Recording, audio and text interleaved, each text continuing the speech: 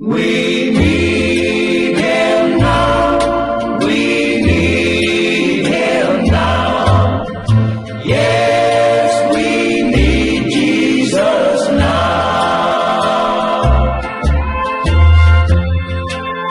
Last night this old world went to sleep with troubles on her mind. More troubles than she's known since time began. With the leaders of all nations gathered in one room, the future of the world was in their hands. Now the moment had come for men and nations to decide how an everlasting peace could be born. But hopes of peace soon ended when one man took the floor and started speaking words of fire and scorn. The smaller nations pleaded that their people might be saved from the awful fate of war that filled the air. And then a handful of leaders who had put their faith in God bowed their heads and all began to offer prayer.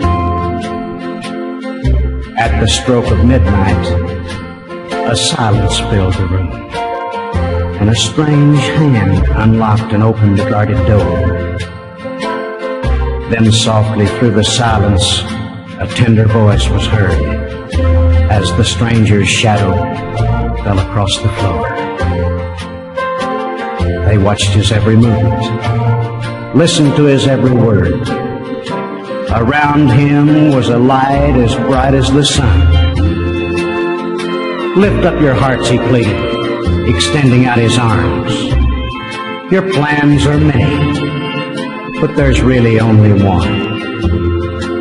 While some of you have prayed for peace, others speak of war. The treaties of this world will never stand. While the greatest book of all is missing from your peace table, the one inspired by God's almighty hand. The leaders felt they knew him as he turned to leave the room. They all stood mute as though they'd been stunned. As he raised his arms in a sign of peace, they saw his nail-scarred hands. The peace table had been visited by the one, the only one. Just then, for a brief moment, a darkness filled the room. A miracle they soon would understand. As the nations took their places at the peace table, every leader had a Bible in his hand.